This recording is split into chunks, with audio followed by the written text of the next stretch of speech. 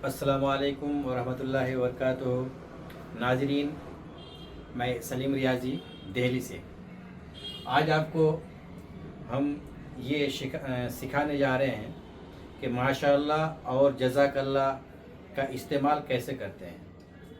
माशाअल्लाह और जज़ाकल्लाह ये दो अरबी अल्फाज हैं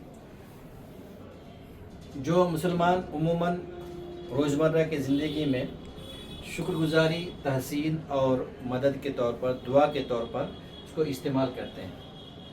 माशाअल्लाह ये लफ्ज़ उस वक्त कहा जाता है जब किसी को देखकर तारीफ़ करना या तहसीन करना मकसूद हो, तो माशाअल्लाह हम लफ्ज़ कहते हैं। जैसे मान लीजिए कि वही बच्चा है कि वो इम्तिहान में कामयाब हो गया, तो हम कहते हैं कि माशाअल्लाह कितनी तुम्हारी सलाहियत है कि तुम इम्तिहान में कामयाब हो गए। या इसी तरह जब कोई बच्चा पैदा होता है, खूबसूरत सा होता है, या कोई खूबसूरत मंज़र देखकर आपको उसकी तारीफ़ करना हो या तहसीन करना हो, तो उस वक्त हम माशाअल्लाह इस्तेमाल करते हैं ताकि उस पर कोई नज़र बद न लग जाए। माशाअल्लाह का मतलब होता है कि अल्लाह ताला अगर चाहे तो हर मुसलमान को हर काम में, रोज़मर्रा के ज़िंदगी में माशाअल्लाह को यूज़ करना चाहिए, इस्तेमाल करना चाहिए ताकि नज़र बद से लोग बच सकें। उसी तरह जज़ाकल्लाह ये लफ्ज़